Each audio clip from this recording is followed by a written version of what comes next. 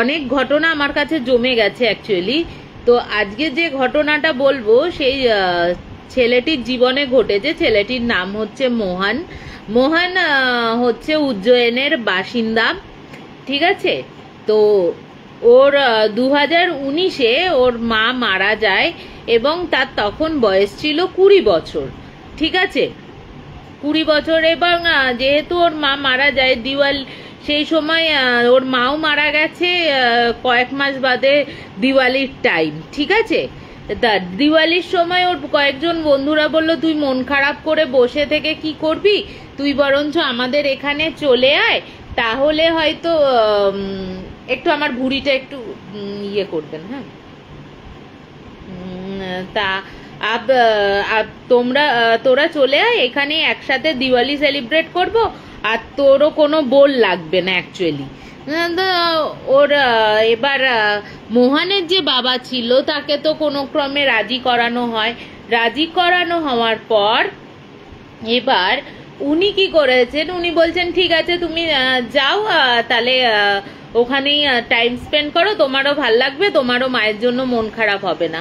এবার যথারীতি তো যায়।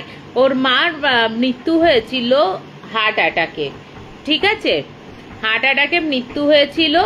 এবং তারপরে সেই যে ও যাচ্ছে, 1 মিনিট, এখন খোলা যাবে না। তা এরপরে মোহন বলছে, আমি যেখানে আমার যে বন্ধুটার বাড়ি, আমি সকালবেলা থেকে আমরা 5-6 জন বন্ধু মিলে ওখানে ওর বাড়িতে চলে যাই। ওর বাড়িতে চলে যাওয়ার পর ওখানেই আমরা আনন্দ মজা করি, বাজি ফাজি ফাটানো হয়, সমস্ত কিছু করা হয়।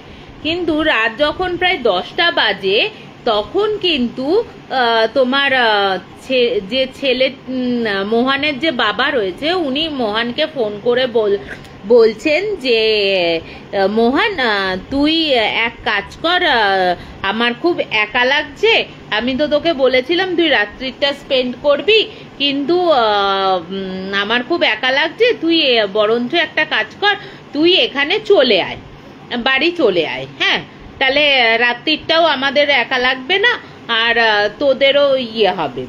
তা উনি তো এবার যথারীতি উনিও চলে যান ওখানে।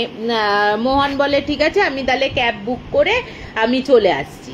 তাকে মোহন ক্যাব বুক করেছে। এবার ওর যে বন্ধুর বাড়িটা উজ্জয়নে, সেখানে একটা গলির মধ্যে, সেই গলির মধ্যে আবার ক্যাব আসবে না, ঠিক আছে, সেই গলির মধ্যে আবার ক্যাব আসবে না। এবার ক্যাব না আসাতে ওদের মেন গেটের যে রাস্তাটা রয়েছে ওই মেন রাস্তাটার সামনে ওই তোমার ক্যাবটা দাঁড়িয়ে রয়েছে। এবার ও তো গিয়ে ওই বন্ধুর মা বাবা আত্মীয় যারা এসছে আর কি, বন্ধুদেরও জানায় যে বাবা ফোন করে ডাকছে এরকম, হ্যাঁ তুমি এক কাজ করো, যে আমি বাড়ি চলে যাচ্ছি, ক্যাবও বুক করে দিয়েছি, তো এই রাতটা কিছু মনে করিস না। কাকু কাকিমাকেও বলেছে আঙ্কেল আন্টি আপনারা কিছু মনে করবেন না, আমার বাবা তো একা ফিল করছে, হয়তো রাতে প্রবলেম হচ্ছে, তা আমি কিন্তু চলে যাচ্ছি। তো ওরা বলেছে ঠিক আছে তাহলে একটা কাজ করো, খালি হাতে তো যেতে নেই, মিষ্টির প্যাকেট নিয়ে যাও, তো তোমার বাবাকে দিও, হ্যাঁ। এবার ও তো যথারীতি, এবার দিওয়ালির টাইম তুমি ভাবো, তোমরা ভাবো দিওয়ালির টাইম রাস্তায় লোকজন সব রয়েছে। এবার ও যে গলিটা দিয়ে যাচ্ছে সেটা অনেকটা, কারণ ওর বাড়িটা একদম গলি থেকে অনেকটা ভেতরে। এবার ও যখন মিষ্টির ডাব্বাটা নিয়ে রাস্তায় যাচ্ছে, আশেপাশের লোকজন বাজি ফোটাচ্ছে, ইয়ে করছে, কিন্তু ওর না বারে বারে তাও মনে হচ্ছে কে যেন ওর পেছন পেছন আসছে, ঠিক আছে, কে যেন ওর পেছন পেছন আসছে, এবং ওর বারবার ও পেছন ফিরে ঘুরে ঘুরে তাকাচ্ছে, কিন্তু কাউকে কিন্তু ও দেখতে পাচ্ছে না, ঠিক আছে। কিন্তু আশেপাশের লোকজন রয়েছে, বাজি ফাটানো হচ্ছে, কেউ গান চালাচ্ছে, তার মধ্যে থেকে ওর মনে হচ্ছে যে কেউ যেন ওর পেছন পেছন আসছে। এবার হয়েছে, এবার ও তো যথারীতি ও বারবার পেছন ঘুরে তাকাতে তাকাতে তাকাতে তাকাতে আসছে, কিন্তু কাউকে ও দেখতে পাচ্ছে না। তা এরপর ক্যাবে উঠে যায়, ক্যাবে উঠে ও বাড়ি চলে আসে, ঠিক আছে। বাড়ি আসার পরও তো মিষ্টি ফিষ্টি দিয়েছে, রাত্রিবেলা খাওয়া দাওয়া করেছে, খাওয়া দাওয়া করার পর তোমার খাওয়া দাওয়া করার পর ও শুয়ে পড়েছে। ওর বাবা এক জায়গায় একটা ঘরে মোহন ওর রুমে শুয়ে পড়েছে। এবার ও যখন শুয়ে পড়েছে, ওর বেশ কিছুটা তখন তন্দ্রাচ্ছন্দ অবস্থায় রয়েছে, ঠিক আছে, মানে না ঘুম না জেগে রয়েছে। এবার ও তখন বলছে, মোহন বলছে, আমি যখন জেগে রয়েছি, হ্যাঁ মানে আমি যখন ওই না ঘুম না জাগর না জেগে এই অবস্থাতে রয়েছি, হঠাৎ করে আমার কানের কাছে 4-5 জন ভয়েসে, কোনোটা ফিমেল কোনোটা মেল, এরকম গলার ভয়েসে কিছু একটা কথা শুনতে পাচ্ছি। এবার আমার তো যথারীতি ভয় লেগে যায়। আমি তো উঠে বসে তোমার লাইট জ্বালিয়ে দেখি, কিন্তু আশেপাশে কাউকে দেখতে পাই না। তো আমি আবার শুয়ে পড়ি, কিন্তু কন্টিনিউয়াসলি আমি যতবার ঘুমাতে যাচ্ছি ততবারই কিনা আমি দেখতে পাচ্ছি, মানে শুনতে পাচ্ছি যে ওই 5-6 জন মিলে কিছু একটা বিড়বিড় করে আমার কানের কাছে বলছে। আমি ঘুমাতে পারছি না। তা এবার ও কিছুটা করে, ও না কিছু করেনি, ও চুপ করে পড়েছিল। এবার চুপ করে পড়ে থাকতে থাকতে ও কখন ঘুমিয়ে পড়েছে ও জানে না। পরের দিন সকালবেলা হয়েছে, পরের দিন সকালবেলা ও আর কাউকে কিছু জানায়নি। ও ভেবেছে আমার হয়তো মনের ভুল হয়েছে, মনের ভুলের জন্য আমি হয়তো ভুলভাল কাজ মানে ভুলভাল দেখেছি বা করেছি, এই ভেবেছে।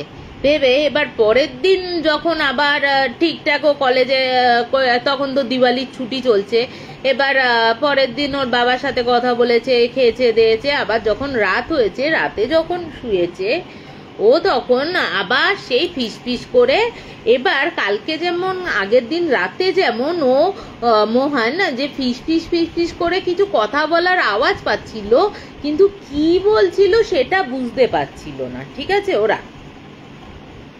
ওরা কি বলছিল বুঝতে পারছিল না।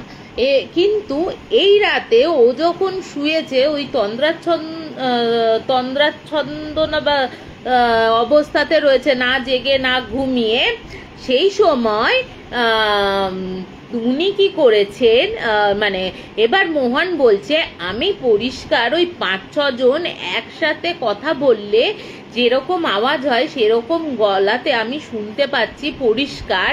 তারা বলছে যে আমরা তোকে নিয়ে যাব। এবার যথারীতি এবার আমরা তোকে নিয়ে যাব। তাই এবার ও তখন বলছে যে ও তখন না উঠে বসেছে, ভেবাচাকাকে উঠে বসে আবার লাইট জ্বালিয়েছে, লাইট জ্বালিয়ে দেখছে যে না, ও তো কিছু নেই, ব্যাপারটা কিছু না, কেউ কিছু নেই, আমি হয়তো ভুলই শুনেছি। ও আবার শুয়ে পড়ে, কিন্তু একই কথা শোনা যায়। এবার বলে রাখি, ওর ফ্যামিলিতে আছে হচ্ছে ওর বাবা আর ওর কাকা। কাকারা আলাদা বাড়িতে থাকে, খুব ভালো সম্পর্ক, মানে কাকু কাকিমা অন্তঃপ্রাণ মোহন আবার তার জেঠু জেঠিমার প্রাণ, ঠিক আছে। ওরা পাশাপাশি, মানে একটু মানে 2-4টে বাড়ির পরেই ওর কাকাদের বাড়িটা। ওদের বাড়িতে যাওয়া আসা, থাকা খাওয়া, মানে 2 বাড়িতে থাকা যাওয়া আসা যা হয় আর কি, 2-3টে বাড়ির পরে, বোধহয় 3টে বাড়ির পরে 4 নাম্বার বাড়িটাই হচ্ছে ওর কাকাদের। তা যথারীতি এবার যেহেতু মোহনের মা মারা গেছে বলে কাকিমার আরো আদরের হয়ে যায়। কাকুর ছেলের সাথে ওর আবার ডিফারেন্স হচ্ছে 6 মাসের, মানে পিটোপিটি ভাই। ওরা দুজনের খুব ভাব, দুজনে একসাথে এক স্কুলে পড়াশোনা করেছে, এক কলেজে এক স্ট্রিম নিয়ে পড়াশোনা করছে। ওরা খুব ভালো দুজনেই পড়াশোনায়, কেউ কাউকে করে না। তা এই হচ্ছে ওর ফ্যামিলি, ঠিক আছে। এরপরে আসি হচ্ছে আবার যেই ওরকম যে আমি তোকে নিয়ে যাব, ওরকম স্বপ্ন দেখা, মানে ও না জেগে না ঘুমন্ত অবস্থায় ও আবার ওই জিনিসটা শুনতে পায়। এবার 3 রাতের দিন, মানে প্রথম 2 দিন ও কোনোভাবেই পাত্তা দেয়নি, লাইট জ্বালিয়ে দেখেছে, জ্বালিয়ে দেখেছে, ওর ভয় করলেও ও অতটা পাত্তা দেয়নি ব্যাপারটা, ঠিক আছে।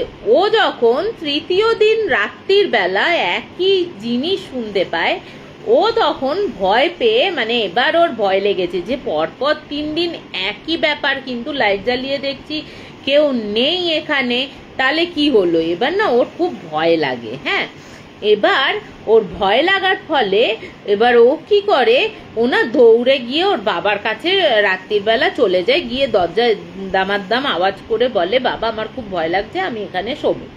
তো ওর বাবা বলছে, কিরে তুই কোনো ঘুমের মধ্যে হয়তো তুই ভুলভাল স্বপ্ন দেখেছিস, ওর জন্য তুই চলে আয়, মানে তুই শো এখানে আজকে রাতটা। তা ও শুয়েছে, ও রাত্রির বেলায় কোনো কিছু বলেনি, ঠিক আছে। কিন্তু ওর বাবার পাশে যে শুয়েছে তখনও কিন্তু ও ওই ফিস ফিস করে একই কথা শুনে যাচ্ছে যে আমি তোকে মানে আমরা তোকে নিয়েই যাব। ঠিক আছে, গেল। এরপরে হচ্ছে তোমার ও যখন ভোরবেলা হয়েছে, ও না নিজেকে আর কন্ট্রোল করতে না পেরে ওর বাবাকে সমস্ত কথা বলে। এবার ওর বাবা তখন বলে যে না, তুই হয়তো তোর মাকে নিয়ে বেশি ভাবছিস, বা এই শোকটা হয়তো সবে সদ্য পেয়েছিস, বা ভুলভাল ভাবছিস বলেই হয়তো তোকে তুই এরকম স্বপ্ন দেখছিস। ও তখন বলছে, না বাবা আমি কোনো স্বপ্ন দেখছি না। এবার ওর বাবাও তো এটা বিশ্বাস করতে চায় না, বা আমরা সাধারণ যারা মানে একদম সাধারণ যারা, তারা প্রথমেই না ভূত প্রেতকে বিশ্বাস করবো না, ভাববো হয়তো স্বপ্ন দেখেছি, দেখেছি। কিন্তু যার সাথে ঘটনাটা ঘটে আর কি, সেই জানে তার সাথে কি হয়, ঠিক আছে। তা এবার ও তখন বলে যে না বাবা আমি তোমার সরি মাঝখানে কেটে গেছিলাম, একটু দেখছিলাম আর কি। তোমার বলে যে না বাবা আমি কোনো ঘুমন্ত অবস্থায় দেখিনি, আমি পুরো স্পষ্টভাবে দেখেছি। এরপর যে ও বললো ভোরবেলায়, সেরপর থেকে শুরু হলো ওর ওপর আরো অত্যাচার। ও মানে আগে শুধু রাত্রির বেলাতেই শুনতে পেত, এবার দিনের বেলাতেও ছায়া মতন কাউকে, কোনো নারী পুরুষ বোঝা যাচ্ছে না, কিন্তু ছায়া হুটহাট করে ওর চোখের সামনে দিয়ে বেরিয়ে যাচ্ছে। এবার ও যখন খেতে বসছে, ও তখন মানে ও দেখছে যে মানে কোনো হয়তো নোংরা জিনিস পড়ে রয়েছে, বা মলের মতন জিনিস পড়ে রয়েছে, তারপর তোমার ছাই পড়ে রয়েছে এক গাদায়, এরকম জিনিসপত্র পড়ে থাকতে দেখতো। কিন্তু পরক্ষণেই ও আবার ওর বাবা যখন এসে বলতো কিরে খাচ্ছিস না কেন, তখন দেখতো আবার নর্মাল খাবার। আবার কখনো কখনো দেখতো রক্তমাখা ভাতও পড়ে রয়েছে, ভাত ও মেখেছে ডাল ফাল দিয়ে, দেখছে যে রক্তমাখা ভাতও রয়েছে। ও তো চিৎকার করে থালাটা ছুঁড়ে ফেলে দেয়। ওর বাবা চলে আসে, ওর বাবা বলে কি হয়েছে, তখন ওর বাবাকে বলে যে আমি এরকম দেখেছি। তো বলছে কোথায়, সাদা ভাতই তো পড়ে রয়েছে। এবার মাটিতে যে চালগুলো পড়েছিল, ভাতগুলো পড়েছিল, সে ভাতগুলো কিন্তু সাদাই দেখছে। তারপরে কিন্তু ও দেখেছে যে না, রক্ত, পুরো রক্ত বলে না একটা টাটকা মানুষের রক্তের একটা গন্ধ আছে, হ্যাঁ ওই টাটকা রক্তের গন্ধ ও পেতে শুরু করে, পায় ওই ভাতের মধ্যে, তার ফলেই ও ফেলে দেয়।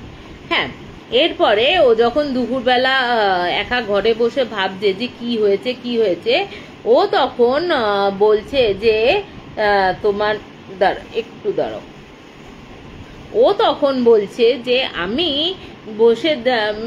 বসে রয়েছি জানলার দিকে মুখ করে, ভাবছি যে আমার সাথে কি হচ্ছে এটা। হ্যাঁ, এবার বলছে বিশ্বাস করবে না, আমি এরকম জানলার দিকে বসে রয়েছি, ঠিক জানলার বাইরে একটা অবয়ব এসে না এরকম করে হাত বাড়াচ্ছে। ও বলছে কোনো মানুষ আমি বুঝতে পারছি না, মানে না নারী না পুরুষ না কে, কিচ্ছু না, শুধু কালো ছায়াটা ওই জানলার ভেতর দিয়ে এরকম করে হাতটা বাড়াচ্ছে। ওই দেখে ও চিৎকার করে ঘরের বাইরে বেরিয়ে যায়। বেরিয়ে গিয়ে ওর বাবাকে বলে, ঠিক আছে। ওর বাবা বলে যে দূর, ওই সব কিছু না, তোর মনের ভুল, ঠিক আছে চ তোকে ডাক্তারের কাছে নিয়ে যাও। বলছে আমার তো শরীর খারাপ হয়নি, আমি ডাক্তারের কাছে গিয়ে কি করব। হ্যাঁ, এরপর না ও তখন বলছে যে সন্ধেবেলা যখন হয়েছে ওর বন্ধুদের সাথে কথাগুলো শেয়ার করে। এর আগে তো বাবাকে বলেইছে, বাবা তো বিশ্বাস করেনি, যেহেতু বাবা বিশ্বাস করেনি সেহেতু বন্ধু বান্ধবদের বলেছে। হ্যাঁ, ওই যে বন্ধুটার বাড়িতে গেছিল ওর কাকু কাকিমার সাথে ওর খুব ভালো রিলেশন হয়ে গেছে, ঠিক আছে, রিলেশন হয়ে গেছিল। তা ওই কাকু কাকিমাকেও ওর ছেলে যখন জানায় এরকম এরকম হয়েছে, কারণ ওদের বাড়িতে না মহাকালের মন্দির রয়েছে, ওখানে পুজো আশ্রা হয়। হ্যাঁ, ওর মানে ওই ছেলেটির বাবা মা খুব মানে ঠাকুর দেবতা নিয়ে ইয়ে করে। যখন ওর বাবা মা বলে ঠিক আছে তাহলে আমি ওই মোহনের সাথে কথা বলি, মোহনের সাথে কথা বলেছে, মোহন সব কিছু জানায়। বলছে আমি যখন জানাচ্ছি ফোনে, পাশ থেকে কন্টিনিউয়াসলি আমার কানের কাছে বলে যাচ্ছে তুই সবাইকে জানিয়ে দিচ্ছিস তো, তোর ফ্যামিলিকে আমি মেরে ফেলবো, তোর মাকে নিয়ে নিয়েছি, তোর ফ্যামিলিকেও নিয়ে নেব। হ্যাঁ, এরকম করে বলছে। ও তখন কিছু ইয়ে না করে না আধা খেচড়া বলে ফোনটা রেখে দেয়। এবার ওর মায়ের মনেও সন্দেহ হয়, ওই কাকিমার মনেও, যে কাকিমারা একটু এসবে বিশ্বাস করতেন। হ্যাঁ, এরপর ওই কাকিমা না আর কিছু ইয়ে না করে পরের দিনই চলে আসে। এবার পরের দিন তো আসলো, তার আগের দিন রাত্রিরের ঘটনাটা বলি। ও যখনই স্নান করতে যাচ্ছে, ও দেখছে স্নান করতে যাচ্ছে, বাথরুমে যাচ্ছে, কোনো ইয়েতে যাচ্ছে, ও দেখছে বাথরুমে ঢুকলেই ঠিক ওর মতন দেখতে পুরো ইয়ে, সে ওর দিকে তাকিয়ে হে হে করে এরকম করে আওয়াজ করে হাসছে। ওর তো বাথরুম করা উড়ে যায়, স্নান করা ইয়ে বন্ধ হয়ে যায়, ও মানে বাথরুমে যেতেই চাইছে না। হ্যাঁ, ও যে বাথরুমেই যাচ্ছে, ওর বাড়ি যেহেতু দোতলা বাড়ি, ওর নিচের বাথরুমে গেলেও তাই, ওর নিচের বাথরুমে গেলেও তাই, নিজের বাথরুমে গেলেও তাই হচ্ছে, বাবার ইয়েতে গেলেও তাই হচ্ছে, এরকম প্রবলেম হচ্ছে। ও বাথরুমে আর যেতেই চাইছে না। বাথরুমে গেলেও ওর বাবাকে নিয়ে যাচ্ছে, নিয়ে গিয়ে দাঁড় করিয়ে রাখছে, বলছে তুমি দরজা খুলে এখানেই দাঁড়িয়ে থাকো, যা কর মানে টয়লেট করছে ওর বাবার সামনে, পটি করছে ওর বাবার সামনে, সবকিছু করছে ওর বাবার সামনে। এরপর কাকু কাকিমা পরের দিন ওর বাড়িতে আসে, এসে তখন ওর বাবাকে সমস্ত কথা জানায়। তারপরেও ও যখন কাকু কাকিমা ওর বাবার সাথে কথা বলছে, তখনও ও বলছে আমি কন্টিনিউয়াসলি শুনে যাচ্ছি, ওই 4-5 জন ভয়েসে বলছে তুই সবাইকে বলে দিলি তো, দেখ এবার আজ রাতে তোর শেষ রাত, আজ রাতটাই তোর শেষ রাত। হ্যাঁ, তোর তো শেষ রাত, তোর বাবা তোর কাকা সবাইকে, তোর পুরো ফ্যামিলির আজকে শেষ রাত, এরকম করে বলেই যাচ্ছে। ওনা বলছে আমি এই কথা শোনার পর মনে মনে না মৃত্যুঞ্জয় মন্ত্র উচ্চারণ মানে মনে মনে বলতে শুরু করলাম। এবার ও যখন মহামৃত্যুঞ্জয় মন্ত্র উচ্চারণ মানে মনে মনে বলছে, ও তখন বলছে আমি শুনতে পাচ্ছি ওরা মানে রূঢ় কণ্ঠে বলছে, মানে রীতিমতো থ্রেট করছে, এই মন্ত্রটা তোরা বলা বন্ধ কর, এই মন্ত্র বলা বন্ধ কর, নাহলে কিন্তু এক্ষুনি সবাইকে শেষ করে দেবো, সবাইকে শেষ করে দেবো। এবার ও ভাবছে আমি মন্ত্র বলা থামাবো না আমি মন্ত্র বলা চালিয়ে যাব। ও তখন কি করেছে, ও কিছু ইয়ে না করে না মন্ত্র বলাটা চালু রাখে। তার কিছুক্ষণ বাদে, প্রায় 5-10 মিনিট বাদে, হ্যাঁ, ও শুনতে পাচ্ছে আর কোনো আওয়াজ পাওয়া যাচ্ছে না। এবার কাকু কাকিমা একটা ওদের যে গুরু আছে, মানে উনি একটু তান্ত্রিক গোছের, ওনার সাথে যোগাযোগ করে, বলে আপনি যোগাযোগ করুন, আপনি হয়তো বিশ্বাস করেন না কিন্তু এগুলো হয়। হ্যাঁ, তা এবার কুলগুরুকে নিয়ে আসা হয়। এবার ও তো বলছে যথারীতি, ওর বলছে এই কদিনে অন্তত মানে মোটামুটি ধরো 7-8 দিন কেটেছে, 7-8 দিনে ওর ওজন পুরো একদম কমে গেছে, ঠিক আছে, খেতে পাচ্ছে না, ওরকম জিনিসপত্র দেখছে, সারাক্ষণ ভয়ে ভয়ে রয়েছে, সব কিছু রয়েছে। হাই দাদা, কেমন আছো? হাই ভাই, হাই দিদি, এখন দেখতে পাচ্ছি সব। তা তোমার ওই তখন বলছে যে ওই যে তোমার যে কুলগুরু বা কুলপণ্ডিত বা তান্ত্রিক এসছে, এবার উনি এসে না বাড়ির চারিদিকের একটু মাটি নিয়েছেন, মাটি নিয়ে ওর পরা জামা কাপড় শুকে বলছে ওরে বাবা এ আমার দ্বারা সম্ভব না, আপনারা এক কাজ করুন, আপনারা ইমিডিয়েটলি মহাকালেশ্বরে নিয়ে চলে যান, যা করতে পারবে মহাকালী বাঁচাতে পারবে ওকে, এ আমার দ্বারা সম্ভব না। আপনি পারলে আজ রাতের মধ্যেই মহাকালেশ্বরে নিয়ে চলে যান ওকে। না হলে কিন্তু আপনাদের পুরো পরিবারের বিপদ আছে। তবে একটাই বলতে পারি, ওর শরীরে মানে ওর চারপাশে 6 জন আত্মা ঘুরে বেড়াচ্ছে, আর একজন আত্মা শুধু দূরে রয়েছে, সেই আত্মাটি হচ্ছে ওর মা। কিন্তু এই 6 জনের যে আত্মাটা রয়েছে ওরা এতটাই শক্তিশালী যে ওর মা ওকে প্রোটেকশন দিলে, ওর মায়ের ভালোবাসা বলো বা ওর মায়ের যে তোমার স্নেহ মমতা বলো, সন্তানের প্রতি যে মরে গেলেও যে টানটা বলো, ওই টানের জন্য ওই 6টা শক্তি হলেও প্রচন্ড শক্তিশালী হলেও ওকে নিয়ে যেতে পারছে না এখনো অবধি। এখনো তোমাদের হাতে টাইম আছে, তোমরা যত তাড়াতাড়ি মহাকালেশ্বরে নিয়ে যেতে পারবে তত তাড়াতাড়ি তোমার ছেলে রিকভারি করবে এবং বেঁচে যাবে। তোমরা যদি দেরি করো আজ রাতেই কিন্তু ওর প্রাণনাশের একটা চান্স আছে, ঠিক আছে? তখন ওরা ঠিক করে যে মহাকালেশ্বরে যাবে। হ্যাঁ, এবার যেহেতু গাড়ি ফাড়ি রয়েছে, গাড়ি নিয়েই ওই সময়ই দেনেন দেয়ার ওই ছেলেটির বাবা মোহানের বাবা, মোহানের কাকু আর মোহানের যে বন্ধুর বাবা ছিলেন, উনি এই 4 জনে মিলে গাড়ি করে সঙ্গে সঙ্গে মহাকালেশ্বরের উদ্দেশ্যে রওনা দেন।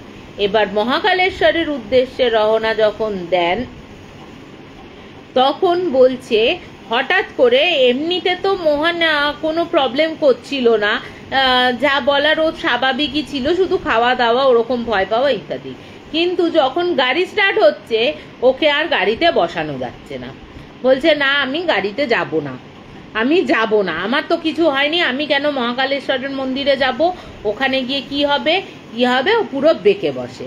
তো ওকে তো কোনো ক্রমে জোর জবরদস্তি, মানে দুজনে দুদিকে জানলার ধারে বসে ওকে মাঝখানে বসিয়ে রেখে ঢুকিয়ে, মানে চেপে ঢুকিয়ে ধরে ওকে মহাকালেশ্বরের উদ্দেশ্যে রওনা দেয়। এবার গাড়ি করে তো যাচ্ছে, কিছুটা সময় যাওয়ার পর ওদের বাড়ি থেকে মহাকালেশ্বর প্রায় 4-5 ঘন্টার রাস্তা, ঠিক আছে? তার মধ্যে 2বার টায়ার পাঞ্চার হয়ে যায়, ঠিক আছে? মানে ওদের যেতে আর দেবে না আর কি, টায়ার পাঞ্চার হয়ে যায়। বলছে মোহনের বাবার সাথে আমার কথা হয়েছে, উনি বলছেন যে একটা লরি উল্টো দিক থেকে, আমরা হাইওয়ে দিয়ে যাচ্ছি, অপোজিটে আলাদা আমাদের রুট একদিকে যাচ্ছে, বলছে কোথা থেকে একটা বিশালাকার ট্রাক আসছে, বলছে প্রায় আমাদের মুখোমুখি সংঘর্ষ লাগে, ঠিক আছে? একদম লাস্ট মোমেন্টে দুজনে ব্রেক মারাতে, মানে বলছে এই 2-3 ইঞ্চির গ্যাপে গাড়ি দুটো থেমে যায়। এবং বলছে গাড়িতে মহাকালেশ্বরের একটা ছবি রাখা ছিল, হয়তো মহাকালই বাঁচিয়েছেন, শিব ঠাকুরই হয়তো ওদের বাঁচিয়েছে। এরপর তো যায় এইসব বাধা বিপত্তি কাটাতে কাটাতে, সে কখনো বমি করছে, কখনো শরীর খারাপ হচ্ছে, এই হচ্ছে ওই হচ্ছে করতে করতে তারা মহাকালেশ্বরের মন্দিরে পৌঁছায়। এবার মহাকালেশ্বরের মন্দিরে পৌঁছে বলছে ও আর চলার ক্ষমতা নেই, মোহনের বাবা বলছে ওর আর চলার ক্ষমতা নেই। এবার আমরা করেছি, আমি একদিকে ধরেছি আর একদিকে কাকু ধরেছে, ধরে ও এরকম মাথা ঝুঁকিয়ে ওকে আমরা, ও মাথা ঝুঁকিয়ে রয়েছে আর আমরা এরকম করে ওকে তুলছি। এবার কিছুটা যাওয়ার পর হঠাৎ করে একটা সাধু এসে বলছে, কিরে 20 বছরে 5-6 জন আত্মার সাথে ঘর করে কেমন লাগলো তোর? এবার ওরা না, এর আগেও তো উনি শুনেছেন যে 6-7 জন আত্মা রয়েছে আর কি। হ্যাঁ, উনি না অবাক হয়ে যান। তখন বলছে কে এক কাজ করো, চ্যাংদোলা করে মহাকালেশ্বরের মন্দিরে বসাও ওকে গিয়ে, আমি আসছি। হ্যাঁ, এবার ওরা তো চ্যাংদোলা করে নিয়ে গিয়ে, বলছে যখন চ্যাংদোলা করছে, একে তো নেতিয়েছিল এরকম ঘাড় নিচু করে টানতে টানতে তাকে তুলতে নিয়ে, মানে সে আর উঠতে পারছে না, এরকম শরীরের অবস্থা হয়ে গেছে। এরপর বলছে যে তোমার ওই চ্যাংদোলা করতেও তখন ছিটকে বলছে, না না আমার কিছু হয়নি, তোমরা ছাড়ো, আমি চলে যাচ্ছি। বলছে একা ও ওপরে না নেবে, নিচে তত্তর করে নামতে যাচ্ছে। এবার ওর বাবা খপাত করে ওর কলারটা চেপে ধরেছে, বলে তুই পালানোর চেষ্টা করছিস, তোকে আমরা মহাকালেশ্বরেই নিয়ে যাবো, চ মন্দিরের ভেতরেই তোকে বসতে বলেছে। এবার তো তিনজনে চ্যাংদোলা করে ওকে মন্দিরে নিয়ে গিয়ে বসায়। সে আর বসবে না, বলছে ছটপট ছটপট করছে, এখানে পালিয়ে যাচ্ছে ওখানে পালিয়ে যাচ্ছে, মানে কামড়াচ্ছে, নিজের হাত কামড়াচ্ছে, আমাদের কামড়াতে আসছে। তখন ওখানের আরো যারা পুরোহিত ছিল ওরা তখন একটা কি গঙ্গা জল, সরি ওই ইয়ের জল, বোধহয় পবিত্র জল বা শিব ঠাকুরের যে জল থাকে আর কি, ওই জল ছেটাতে ও তখন একটু শান্ত হয়ে মাথা নিচু করে বসে থাকে চুপ করে। এবার ওই মানে ওই মহারাজজি আসেন ওখানে আসার পর ওকে তখন এক ভস্য ছুঁড়ে মারতেই ও তখন একটু চনমনে উঠে বসে। তখন বলছে, এবার বল তোদের যে চালনা করা হয়েছে কার দ্বারা চালিত হয়েছিস, আমি কিন্তু এটাও জানি, কিন্তু তোদের মুখ থেকে শুনতে চাই। সে তো স্পিকটি নট, প্রথমে কিছু বলবেই না। বলছে, কিরে বলবি না নাকি আরো কোনো তোদের উচিত শিক্ষা দিতে হবে? হ্যাঁ, এইটুকু একটা ছেলে কি দোষ করেছে? হ্যাঁ, তুই তোরা এরকম ইয়েতে চালিত হয়েছিস? হ্যাঁ, আবার একে মেরে ফেলার প্রাণের হুমকি দিচ্ছিস। ওর মাকে ওর কাছে আসতে দিচ্ছিস না, কি ব্যাপার বল এবার? হ্যাঁ, ওরা তো কিছুই বলছে না। এরপর তো আরো কি সব মন্ত্র উচ্চারিত, আরো যারা মহাকালের যারা আরো 2-3 জন নিয়ে রয়েছে, ওরা যখন একটা মন্ত্র উচ্চারিত করতে বসে, একসাথে যখন উচ্চারিত হচ্ছে ওই মন্ত্রটা, বলছে ওকে তো আসনের ওপর বসানো হয়েছিল।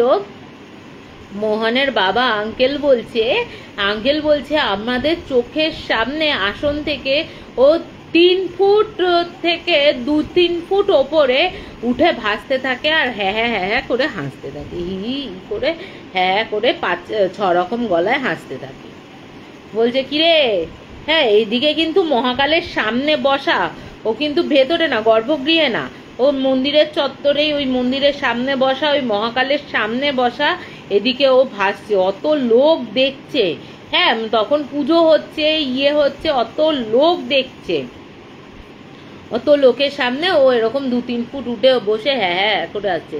বলছে, ওকেই আবার চ্যালেঞ্জ করছে, মহারাজদেরই আবার চ্যালেঞ্জ করছে যে কিরে আমাদের ছাড়াবি, তুই কত ছাড়াবি, তুই যত ছাড়াবি আমরা তত ধরে বসবো। তা ওরা তখন আরো কি সব যাগযজ্ঞ, তখন ওর বাবাকে বলে যে এর ওপর তো প্রেত চালনা করাই হয়েছে, ঠিক আছে আমরা একটা যজ্ঞ করব, ততক্ষণ ওরকম শূন্যে ভাসবে, যতক্ষণ যজ্ঞ না হবে ততক্ষণ ও নিচে নামবে না, ঠিক আছে। এবার ওরা প্রায় 3 ঘন্টার ওপর যজ্ঞ চালায়। এবার ও বলছে আস্তে আস্তে না, মানে ওই যজ্ঞর আগুন যত বাড়ছে ও তত নিচে নেমে আসছে।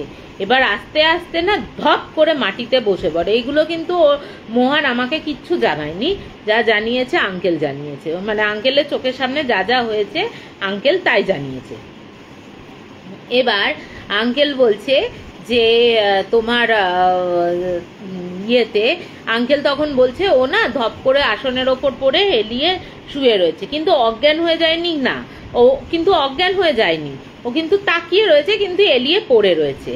তখন আবার ওরা ভস্য হাবি জাবি কি সব ওর দিকে ছুটতে থাকে। ও তখন উঠে বসে একজনের গলায় বলে, ঠিক আছে আমরা চলে যাব, কিন্তু ও যদি এই ছেলেটির সংস্পর্শে আসে যে চালিত করেছে, মানে যে ছেলেটি ওর ওপর চালিত করেছে, সেই ছেলেটির সংস্পর্শে এলে আমরা কিন্তু আবার ওকে অ্যাটাক করব।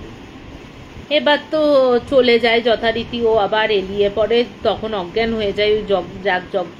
মানে রীতিমতো এই কর্মকাণ্ডটা প্রায় 7 ঘন্টা ধরে চলেছে। 7 ঘন্টা ধরে চলার পর ওর কিন্তু ওই 6খানা ভূত ওর থেকে আলাদা হয়। এবার তখন বলে যে মোহন যখন একটু সুস্থ হয়ে উঠে বসে, যে সমস্ত কিছু রিচুয়াল শেষ হয়ে যায়, ওকে ওই মহাকালের ওই তোমার বোধহয় চরণামৃত খাওয়ানো হয়। খাওয়ানোর পর ও কিছুটা সুস্থ বোধ করে। তখন ওকে বলে, তুই ফ্যামিলির মধ্যে সবচেয়ে বেশি কাকে ভালোবাসিস? ও যথারীতি বলেছে আমার বাবাকে। বলছে, বাবা কাকা কাকিমা এরা ছাড়া। তখন বলছে আমার পিসির ছেলেকে, বলছে না এরা ছাড়া আর কাকে তুই সব থেকে বেশি ভালোবাসিস এদের মধ্যে থেকেও? কাকা কাকিমা পিসির ছেলে, বন্ধু বান্ধব, তোর যে গার্লফ্রেন্ড আছে তার থেকেও একটু বেশি তুই তাকে প্রেফারেন্স দিস। কাকে? তখন বলছে এই কাকুর ছেলেকে। এবার ওর কাকু তো শুনে অবাক, মানে কাকু বলছে হ্যাঁ আমরা ওকে ভালোবাসি, ও তো দুই আত্মা, একেবারে বলতে গেলে হরিহর আত্মা। বলছে ওই হরিহর আত্মাটাই কাল হয়েছে। আপনার যা কিছু ওর জীবনে ঘটেছে, যা কিছু করেছে আপনার ছেলেই করেছে। ও কাকু তো অবিশ্বাস করছে, বলছে এটা হতেই পারে না, আপনি কি করে বলছেন আমার ছেলে করেছে? বলছে আপনাদের মোহনের প্রতি অতিরিক্ত ভালোবাসা ওর একটা ছোটবেলা থেকে ঈর্ষার কাজ করতো। ঠিক আছে, ঈর্ষার কাজ করতো, এবং ঈর্ষার কাজ করতে করতে বলছে যে ও ভাবতো যে আমার মা ওকে এত বেশি কেন ভালোবাসে। তখন ওর বাবা বলছে যে আমরাও যে ওই ছেলেটিকে যে খুব কম ভালোবাসি তা তো না, ও তো আমাদের প্রাণ।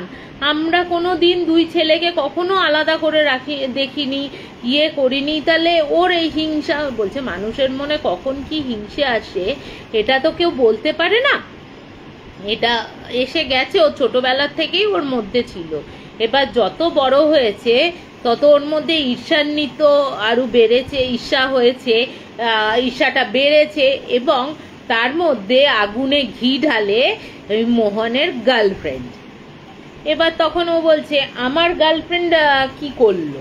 হ্যাঁ, তখন ও বলছে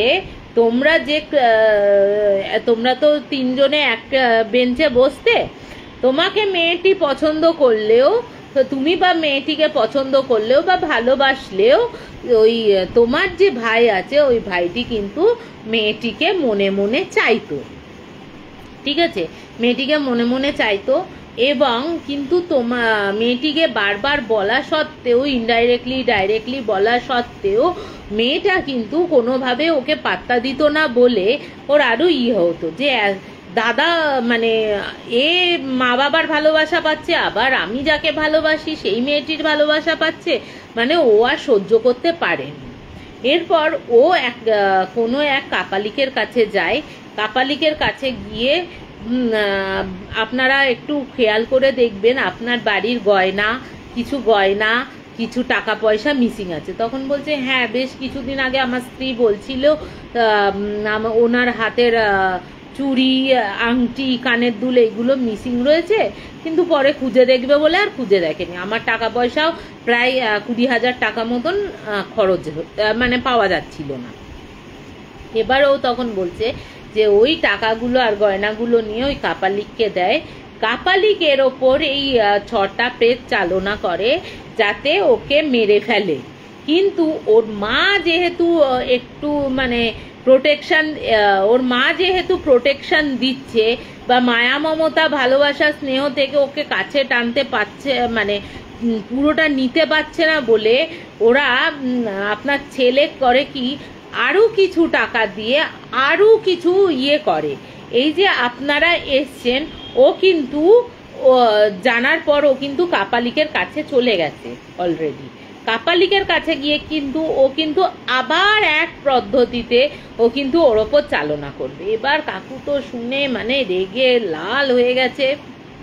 এবার যথারীতি ওকে তো মাদুলি ফাদুলি দেওয়া হয়, বলে এটা তুমি পরে রাখবে, এবং ওই কাকুর ছেলের সাথে আর কোনো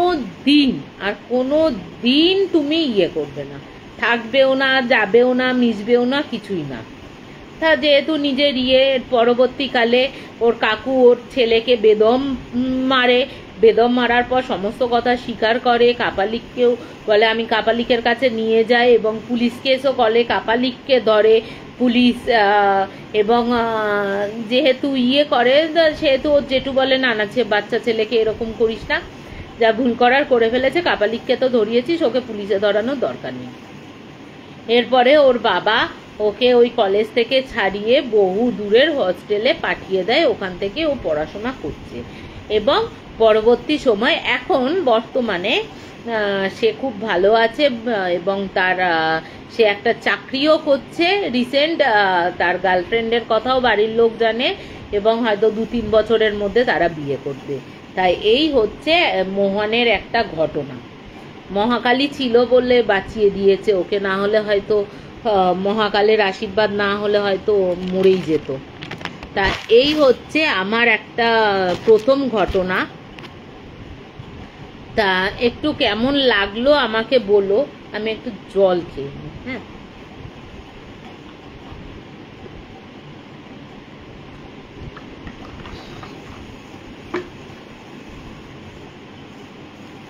অ্যাকচুয়ালি কি বলতো, মানে এই ঘরে না, মানে এই ওপরের ঘরে এসি ফেসি নেই তো আরো গরম লাগছে, আর শরীরটা খারাপের জন্য না বারবার গলা শুকিয়ে যাচ্ছে, ইয়ে হচ্ছে। যাই হোক, একটু আমার একটু আমাকে ইয়ে করে নিও, একটু কেমন লাগলো আমাকে একটু কমেন্টে জানিও। আমি কমেন্টে গিয়ে ইয়ে দেবো, কারণ উত্তর দিয়ে দেবো, কারণ আমি এখানে কোনো কমেন্টই দেখতে পাচ্ছি না। ঠিক আছে? তা এই পরের ঘটনাটা হচ্ছে একদম রিসেন্টের ঘটনা, জানুয়ারি মাসের ঘটনা। আমার তোমাদের বলেছিলাম আমার এক জেঠুর কথা। সেই জেঠু তোমার কিনারাম বাবার আশ্রমে থাকেন, বলে দিই অঘরি জেঠু। ওই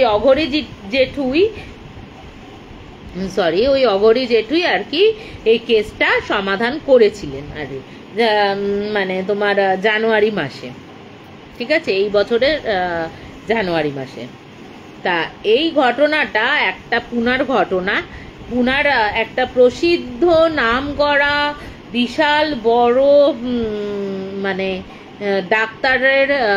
ডাক্তার ফ্যামিলির ছেলের ঘটনা।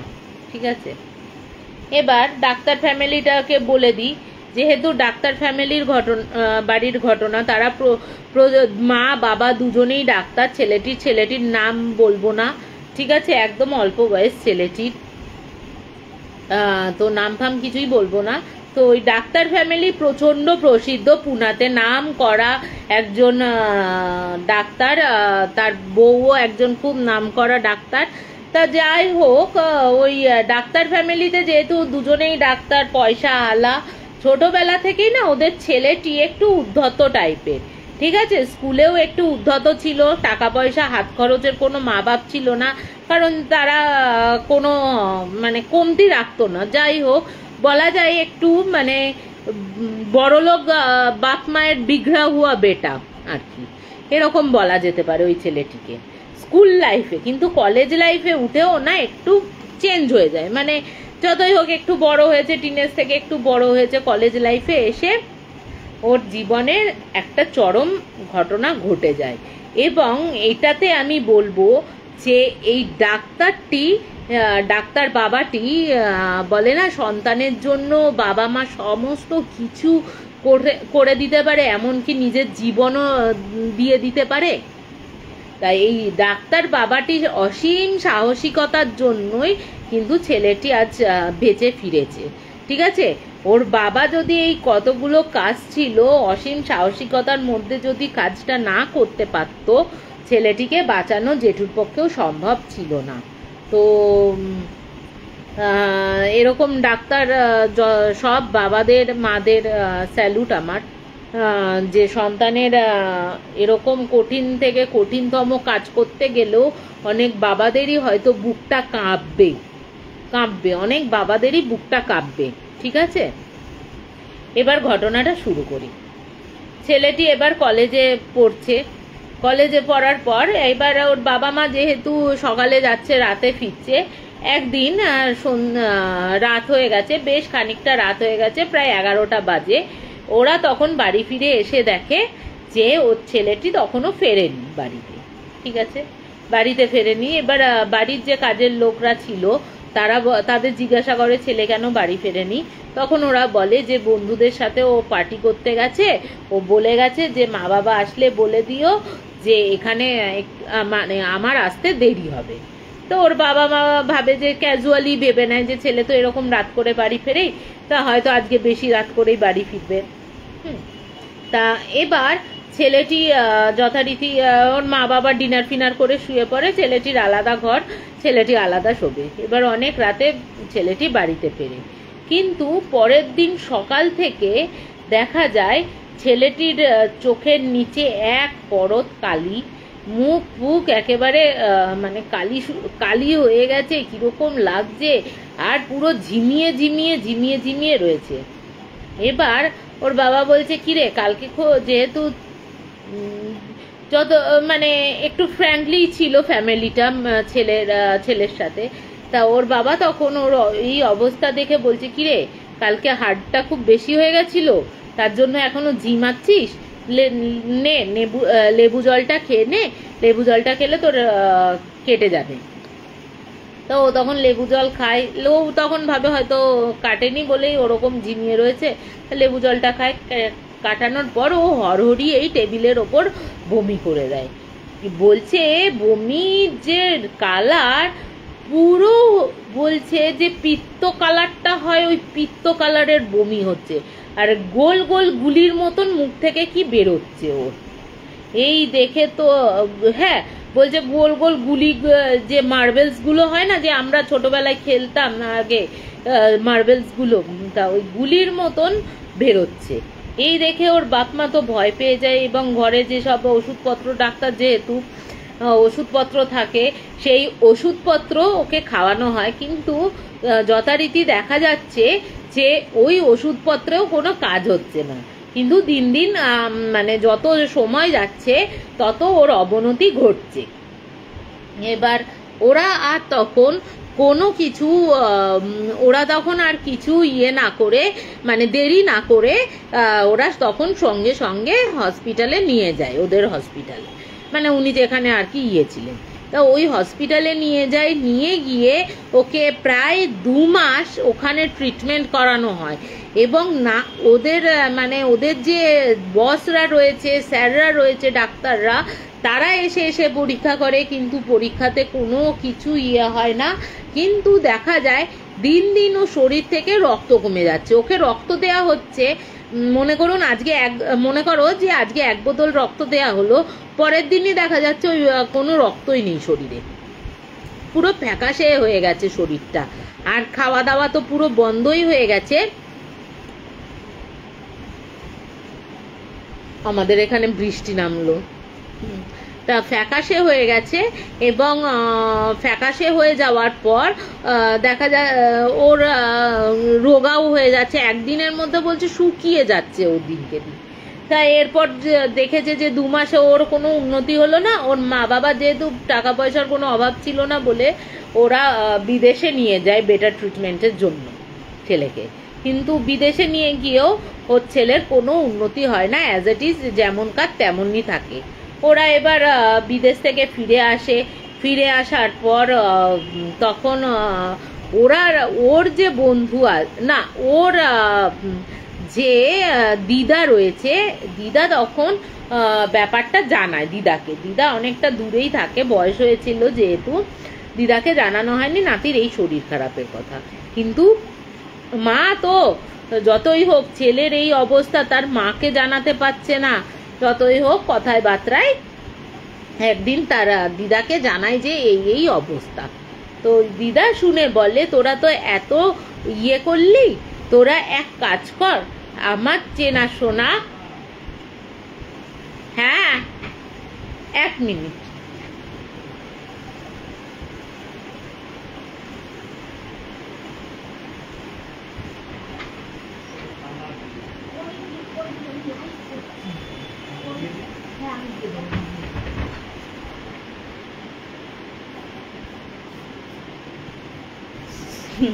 সরি, আমার ছোট মামা এসেছিল, কিছু জানে না যে আমি লাইভ করছি, সরি, ক্ষমা চেয়ে নিচ্ছি, গল্পের মাঝখানে উঠে গেলাম। তা এবার তোমার হচ্ছে যখন ওর বলে, তখন বলে আমার চেনাশোনা একজন আছে, তখন ওই জেঠুর নাম্বারটা দেয়। জেঠুকে, যেহেতু জেঠু তোমার ইয়েতে থাকেন, তোমার বেনারসে থাকেন, বেনারসে থাকার জন্য তোমার ওখানে পুনা থেকে বেনারস ছেলেটিকে নিয়ে যাওয়া সম্ভব ছিল না বলে পরবর্তী সময় যেহেতু আরও ডিটোরিয়েট করেছিল ওর শরীর, সেহেতু ও তখন জেঠুকে ডেকে পাঠায়। জেঠু তো গেছে, জেঠু গিয়ে ওদের বাড়িতে পা দেওয়ার সাথে সাথে ওই ছেলেটিকে দেখার সাথে সাথে তখন ও বলছে, জেঠু বলছে যে ওরে বাবা, এই ছেলেটিকে তো রক্ত পিশাচে ধরেছে, হ্যাঁ এর আবার রক্ত থাকবে কি করে, বেঁচে আছে কি করে, এরকম বলেছে। ঠিক আছে, এবার জেঠু তখন বলছে রক্ত পিশাচ, ওর বাবা মা তো বলছে আমরা ঠাকুর দেবতা, স্বাভাবিক ব্যাপার না, যে এখনকার ডাক্তাররা তো আলাদা ব্যাপার, যারা আমরা সাধারণ মানুষও যে ভূত প্রেত আত্মা পিশাচ রক্ত পিশাচ ব্রহ্ম দৈত্য বলো এইসব আমরা বিশ্বাস করি না। ইভেন আমার মা বাবাও বিশ্বাস করে না এইসব যে হয় আর কি।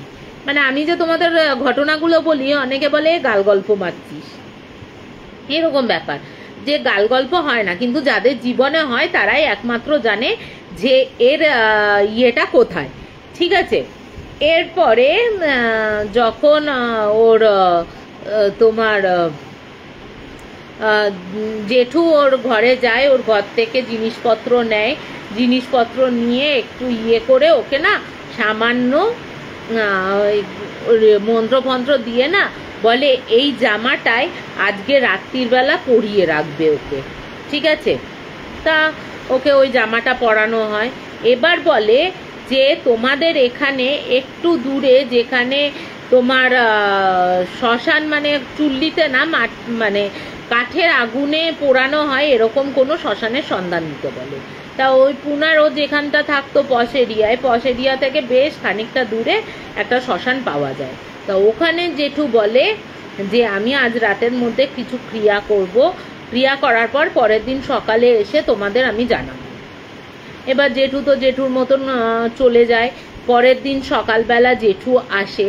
জেঠু আসার পর ও জেঠু বলে যে এই একটা কাঁটা দিলাম, কাঁটা মানে হচ্ছে যেটা দিয়ে মাছ ধরে আর কি, মাছের মানে বড়শির যে কাঁটাটা হয় আর কি, ওই কাঁটার সাথে এতটা মানে অনেকগুলো কালো সুতো ওনাকে দেয়, এবার উনি বলেন যে প্রত্যেক দিন রাত 3টে থেকে 3:15 মধ্যে ওই পিশাচিনীটা আপনার ছেলের ঘরে আসবে, এসে রক্ত যখন চুষবে আপনি কিন্তু উনি শাড়ি পরেই আসবে, হয় সাদা শাড়ি অথবা লাল শাড়ি, এই দুটো কালারের মধ্যে যে কোনো একটা শাড়ি পরে আসবে। ওই শাড়িটার মধ্যে ওই কাঁটাটা কোনো ক্রমে আটকে দেবেন। এবার আমি দেখতে চাই এই পুরো পশ এরিয়া, এখানে তেমন কিছু নেই, শ্মশানও আপনাদের বাড়ি থেকে দূরে আশেপাশে কিছু নেই, আমি নিজেও দেখেছি। এরকম পশ এরিয়ার মধ্যে এই পিশাচটি, রক্ত পিশাচিনীটি এলো কোত্থেকে এবং কোন গাছের মধ্যে ও বাসা বেঁধে রয়েছে। এবার যথারীতি বলছে, এই শুনে তো মানে ডাক্তার আর ডাক্তারের বউয়ের তো পিলে চমকে যায়। বলছে যে আপনি যে আমাকে এই ইয়েটা করতে বলছেন, যে এই কাঁটাটা যে শাড়ির মধ্যে বেঁধাতে বলছেন, ও যদি আমাকে ইয়ে করে ফেলে, দেখে ফেলে, বলছে ও আপনার দিকে ফিরেও তাকাবে না, আপনার প্রতি ওর কোনো ইন্টারেস্টই নেই। রক্ত পিশাচের একমাত্র উদ্দেশ্য হলো আপনার ছেলের রক্ত এবং আপনার ছেলের প্রাণ দিনে দিনে চুষে চুষে খাওয়া, এবং এর রক্ত এবং প্রাণটা চুষে চুষে খেয়ে এ আরো শক্তিশালী হচ্ছে। ঠিক আছে, আরো শক্তিশালী হচ্ছে যাতে পরবর্তীকালে ও আরো হয়, আরো শক্তিশালী হয়ে ওঠে বা আরো কিছু করতে পারে আর কি। বিশেষ করে তো শক্তিশালী হওয়ার জন্য এইসব করে। তা ও তখন বলছে যে আপনাকে তো আমি দেহ বন্ধন করেই রেখেছি, ইভেন আপনি দেখবেন আপনি যখন আটকাচ্ছেন আপনার দিকে ফিরেও ও তাকাবে না। এবারে বলছে এগুলো কি সত্যিই হয়? বলে একবার বিশ্বাস তো করে দেখুন হয় কি না। কারণ আপনাদের ছেলের এটা জীবন মরণের ব্যাপার। আপনাদের বিশ্বাস করলে আপনাদেরই লাভ, আপনারা অবিশ্বাস করলে আপনাদেরই ক্ষতি। এবার আপনি ডিসাইড করুন আপনি আমাকে বিশ্বাস করবেন না অবিশ্বাস করবেন। এবার যেহেতু সন্তানের ব্যাপার সেহেতু মা বাবা ইয়ে করতে রাজি হয়ে যায়, বাবাটি বলে ঠিক আছে আমি করব। এবার ওকে তো যথারীতি ওর বাবা ওর পাশে শুয়েছে। শোয়ার পর 3টে বাজে, ওর বাবার তো ঘুম আসছে না, 3টে বাজে, 3টে 5, 10 হয়ে গেল, তখনও আসে না। এবার ওর বাবা না মনে মনে ভাবছে যে এইগুলো হচ্ছে গাল গল্প মেরেছে সাধু, যেটা হয়তো গাল গল্প মেরেছে, এগুলো হয় না। ঠিক যখন 3টে 15 বাজে উনি দেখলেন ঘরের দরজাটা ঠাস করে খুলে গেল আপনা থেকে। মানে বাইরে থেকে কেউ যদি এরকম ভাবে দরজাটা খোলে, যেমন ঠাস করে দরজাটা খুলে যায়, এরকম করে দরজাটা খুলে গেল। খুলে গিয়ে একটা লাল কাপড় পরা, চোখ দুটো লাল টকটকে জ্বলছে রীতিমতো, হ্যাঁ, এবং মুখটা বোঝা যাচ্ছে না, ঠিক আছে, মুখটা কিন্তু বোঝা যাচ্ছে না যে, হ্যাঁ, লাল কাপড় পরা, বলছে লাল কালারটা এতটাই উজ্জ্বল যে অন্ধ ওই ডিমডিমে লাইটের মধ্যেও সেটা বোঝা যাচ্ছে আর কি, হ্যাঁ, মানে এতটাই উজ্জ্বল লাল। ওই শাড়ি পরে উনি এলেন, পায়ের কাছে বসলেন, পায়ের কাছে বসে ওনার পাটা এরকম করে, মানে ছেলের পাটা এরকম করে ধরে কামড় দিয়ে বসে থাকলো, হ্যাঁ। এবার ওর বাবা বলছে আমি যে পাশে শুয়েছি ওদি কিন্তু আমার দিকে তাকায়নি, ঠিক আছে, মানে জেঠু আমাকে বলছে ওনার দিকে তাকায়নি। ও উঠে পাশ দিয়ে গিয়ে ও শাড়ির আঁচলের মধ্যে ওই কাঁটাটা গুঁজে দেয়।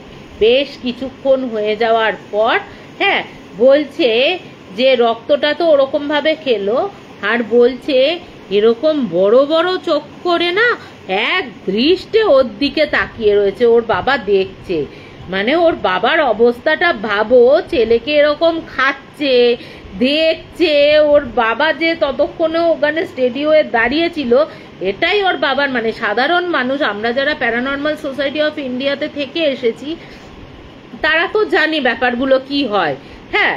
প্রথম আমারও পিলে চমকে যেত, কিন্তু একটা সাধারণ মানুষ তো ওর বাবা, যে কোনোদিন এইসব বিশ্বাস করেনি, সে চোখের সামনে এইসব দেখছে, মানে বাবা হিসেবে তার কতটা মানে কষ্ট হচ্ছে বা ভয় লাগছে সে একমাত্র ওই ডাক্তারটি বলতে পারবেন। এবার ওই সুতোটা তো যেতে যেতে যেতে যেতে একটা মানে গিয়ে ইয়ে হয়, তারপরেও দেখছে এতটা সুতো রয়েছে। এরপরে পরের দিন সকালবেলা তো জেঠু আসে, দেখে যে এতটা সুতো রয়েছে, এতটা সুতো গেছে। এর পরের দিন বলে যে রাত্রির না, এর 2 দিন বাদে অমাবস্যা ছিল, ঠিক 2 দিন বাদে অমাবস্যা ছিল। বলে যে এই ছেলেটিকে আপনারা 3 জন ওই শ্মশান ঘাটে আমার সাথে চলুন।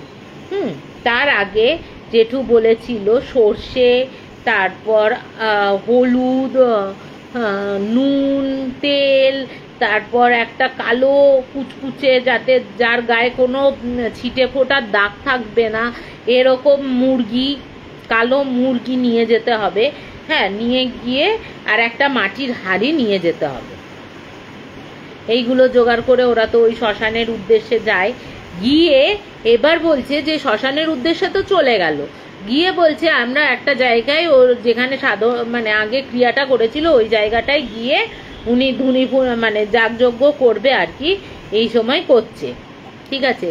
প্রায় যখন রাত 2টো বাজে তখন ওর বাবাকে বলে যে আপনাকে একটা কাজ করতে হবে। তা ওর বাবা বলছে যে কি কাজ করতে হবে?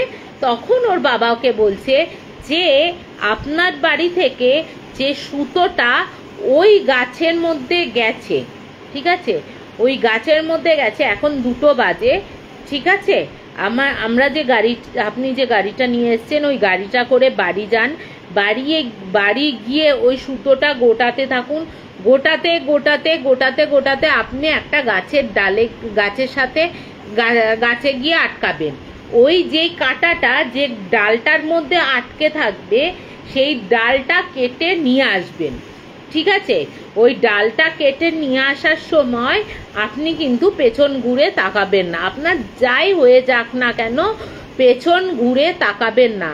যদি আপনি পেছন ঘুরে থাকান আপনি তো মরবেনই, তার সাথে আমারও জীবনের রিস্ক আছে, আপনার ছেলে তো মরবেই, এবং তার সাথে আপনার বউও কিন্তু বাঁচবে না। তো এবার বলছে যদি ওই বলছে ওই গাছে কি পিশাচ থাকবে? বলছে হ্যাঁ থাকবে, আপনাকে ও দেখতেও পাবে কিন্তু আপনাকে ছুতে পারবে না, যেহেতু আপনাকে আমি বন্ধন করে দিয়েছি। ঠিক আছে, বন্ধন করে দিয়েছে শরীর। এবার ও তো গেছে, প্রথমে তো ওর বাবাও ভয় পাচ্ছে, যে বলছে আমি যাব, তাহলে আপনি এক কাজ করুন, যত টাকা লাগে আমি আপনাকে দেব। হয়নি, যত যত ইয়ে লাগে, যত টাকা লাগে আপনাকে দেব, আপনি করে দিন ঘটনাটা, মানে কাজটা। তো বলছে আমি যদি এই ঘটনা থেকে উঠে যাই, আমি খুলবো না এখন, তুমি যাও। আপনি যদি আমি যদি এই ইয়ে ছেড়ে চলে যাই, সঙ্গে সঙ্গে আপনার ছেলে কিন্তু মারা যাবে। হ্যাঁ, আমি এটা সাধারণত কাউকে করতে বলি না, কিন্তু আপনার ছেলের যেহেতু এতটা রিস্ক হয়ে গেছে, আপনাকে করতেই হবে। তো ওর বাবা ছেলেটার মুখের দিকে তাকায়, ভাবে যে হয়তো মনে মনে ভাবে যে ছেলেটাই যদি না থাকে, তাহলে আর আমাদের এই ডাক্তার জীবনটা বা আমার এই এত প্রসার, এত টাকা পয়সা, এত কিছু আমার রেখে লাভ কি হবে। তা ওর বাবা ছেলেটির মুখের দিকে তাকিয়ে উনি তখন যান, গাড়ি চালিয়ে যায়। হ্যাঁ, বলছে গাড়ি চালিয়ে গিয়ে ওই সুতো গোটাতে গোটাতে ওর বাড়ি থেকে প্রায় আধা কিলোমিটার দূরে, ওইখান থেকে ওর বাড়ি থেকেও আধা কিলোমিটার দূরে একটা পিপল গাছ রয়েছে। ওই পিপল গাছের একটা ডালের মধ্যে ও গোটাতে গোটাতে দেখছে যে ওই পিপল গাছের ডালের মধ্যে ওই কাঁটাটা বিঁধে রয়েছে। এবার ওই ডালটা বলছে আমি তো মানে উনি হয়তো ঠাকুর নাম করেই গেছেন, প্রণাম করেই গেছেন, নিয়ে করে গেছেন। হ্যাঁ, তা ওনার যেহেতু শরীর বন্ধন ছিল, এবার বলছে যে আমি কাঁটাটা দেখার সাথে সাথে না এক কোপ মেরে ডালটা ভেঙেছি। বলছে ডালটা ভাঙার সাথে সাথে গাছের ভেতর থেকে না এরকম ফিনকি দিয়ে যে জলে তোড়ের মতন রক্ত বেরোতে শুরু করেছে। মানে ওই যত দিন আর কি ও রক্ত চুষেছে, যেন মনে হচ্ছে ওর ছেলের রক্ত সব গাছ উগড়ে দিচ্ছে। হ্যাঁ, বলছে রাস্তার পাশে, কিন্তু যে মেন রাস্তা তা না, একটু গলি, মানে একটু শুনশান রাস্তার পরে এই পিপল গাছটা, কিন্তু ওখান দিয়ে লোকজন যাতায়াত করে আর কি, দিনের বেলাতেও করে, খুব রাত না হলেও মোটামুটি করে লোকজন যাতায়াত। বলছে ওর পাশের রাস্তা দিয়ে বয়ে যাচ্ছে ওই রক্ত, সে কল ছেড়ে দিলে যেমন কোনো রক্তের কল ছেড়ে দিলে যেমন রক্ত বেরোয়, ওরকম গলগল গলগল করে রক্ত। ও বলছে আমি মানে উনি আর ওই গাছ নিয়ে উনি কোনো কিছু ওই ডালটা কেটে নিয়ে এক হাতে ওই কাঁটা সমেত ওই গুটিয়ে নিয়ে একদম সোজা হাঁটা মারছে। বলছে আমি যখন সোজা বাড়ির দিকে হাঁটা মারছি, কারণ গাড়ি ওইখানেই রাখা রয়েছে গাড়ির সামনে যখন যাচ্ছি, বাড়ির দিকে যাচ্ছি, বলছে পেছন থেকে কন্টিনিউয়াসলি ওই জেঠুর গলা, কখনো ছেলের গলা, ওর মায়ের গলা, দিদার গলা, বইয়ের গলা, মানে আত্মীয় স্বজন, বন্ধু বান্ধব এরকম বিভিন্ন ভাবে চিৎকার করছে, যাস না, আরে পেছন ফিরে তাকা, আমরা এসছি, কিরে ইয়ে, এরকম। তা ওর বাবা কিন্তু পেছন ফিরে একদম তাকায়নি, একদম সোজা গাড়ি নিয়ে শ্মশানে চলে যায়। শ্মশানে নিয়ে গিয়ে জেঠু বলে আপনাকে হ্যাটস অফ, এরকম কাজ সাধারণত কেউ করতে পারে না, ভয়েই এইসব ওই রক্তর দেখার পরেই অনেকে অজ্ঞান ফজ্ঞান হয়ে যায়, কিন্তু আপনাকে হ্যাটস অফ, আপনার জন্যই আপনার ছেলের ইয়ে করেছে।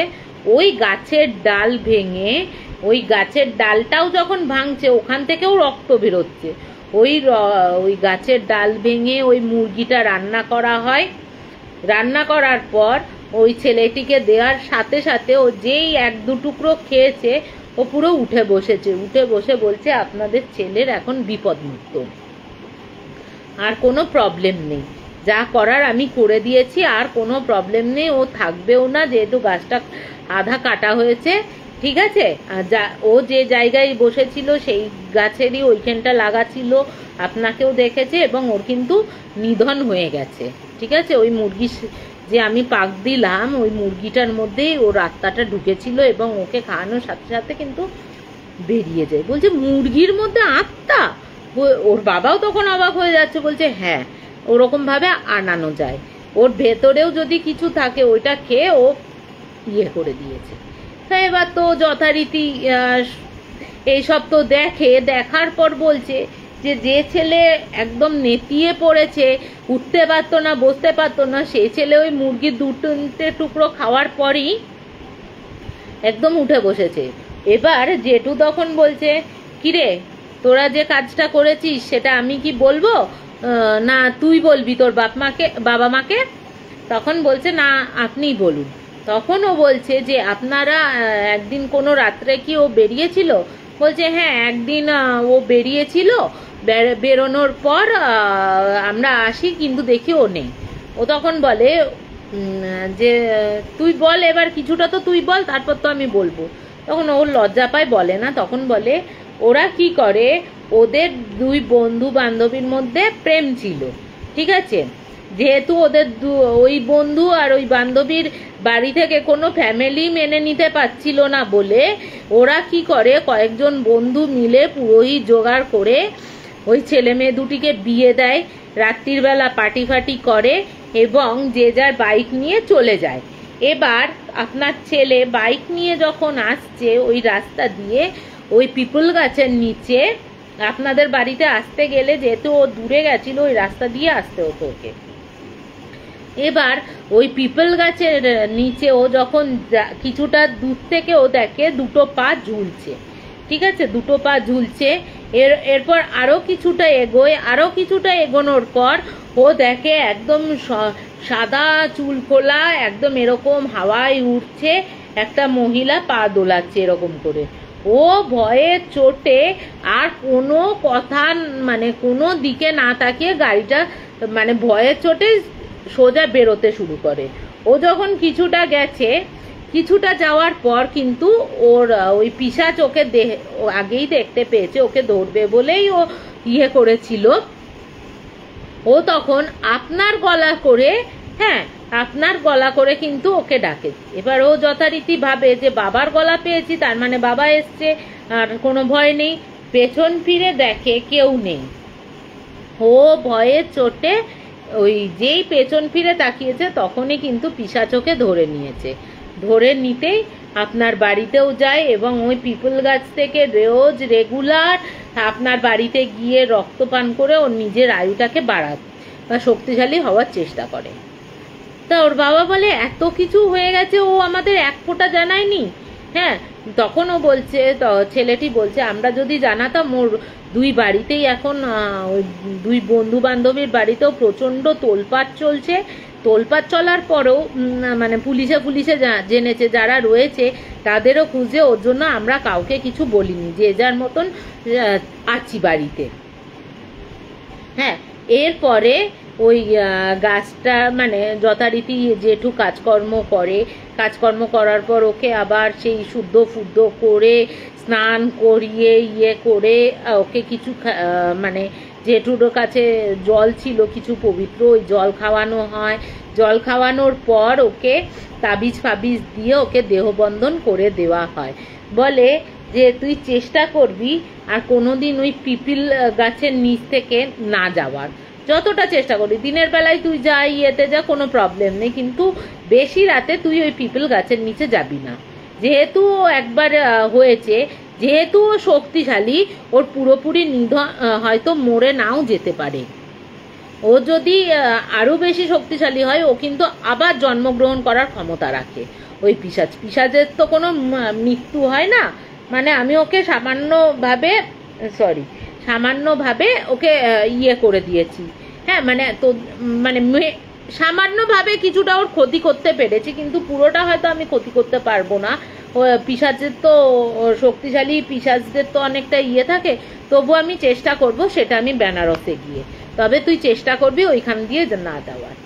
তা এরপরে ওরা খুব ভালো থাকে। এটা হচ্ছে একদম জানুয়ারি মাসের ঘটনা। বলছে ছেলেটিকে না দেখলে তুই বিশ্বাস করতে পারবি না, মানে 1 মাসও না, মানে জাস্ট 2-3 দিনের ব্যবধান। এটা ছেলেটিকে 2-3 দিনের ব্যবধানে মনে হবে হাড় গিলে কঙ্কালসার একটা মানুষ।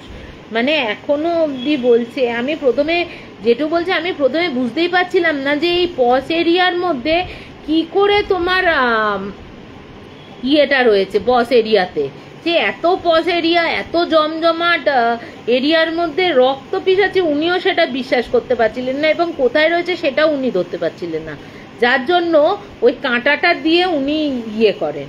তা এরকম মানে বলে, জেঠু বলে ওর বাবার অসীম সাহসিকতার জন্যই হয়তো, মানে অসীম সাহসিক বলেই হয়তো ছেলেটি বেঁচে গেছে। যদি পেছন ফিরে থাকাতো ওকে কিন্তু, ওর তো জীবন যেতই, ওর বাবা মা এমনকি আমারও জীবন কেড়ে নিতে পারতো। তা এই কাজগুলো সাধারণত আমরা নিজেরাই করার চেষ্টা করি, কিন্তু এই ক্ষেত্রে আমি একদম নিরুপায় ছিলাম। আমি যদি আসন থেকে উঠতাম ছেলেটি সঙ্গে সঙ্গে মরে যেত। তা এই হচ্ছে আমার দ্বিতীয় ঘটনা। আজকে দ্বিতীয় ঘটনা বলতে বলতেই 9:15 বেজে গেছে। তা কেমন লাগলো একটু বলো আমাকে, ঠিক আছে? তা আজকে আমি এখানেই শেষ করছি। হ্যাঁ, অ্যাকচুয়ালি আমি একটু তাড়াতাড়ি শেষ করছি, কারণ হচ্ছে তোমার 1 ঘন্টাও হয়ে গেছে, 1 ঘন্টা 14 মিনিটের ওপর হয়ে গেছে। তা আমার ওষুধ খাওয়ারও সময় হয়ে গেছে, খাবারও খাওয়ার সময় হয়ে গেছে। তা নিচ থেকে বারবার ডাকাডাকি করছে আর কি। তা আজকের মতো এখানেই শেষ করলাম। আশা করি যদি শনিবার দিন আবার পরের শনিবার যদি সুস্থ থাকি তোমাদের সাথে আবার গল্প করতে আসবো। নতুন নতুন অনেক ইন্টারেস্টিং ঘটনা জমে রয়েছে, আমি তোমাদের সাথে শেয়ার করব। তা আজকে শুভরাত্রি, গুড নাইট, হ্যাঁ, নমস্কার। আজকে এখানেই শেষ করছি। Please subscribe to our channel Hana Tales. Comment, share, like, and don't forget to hit the notification bell for more videos.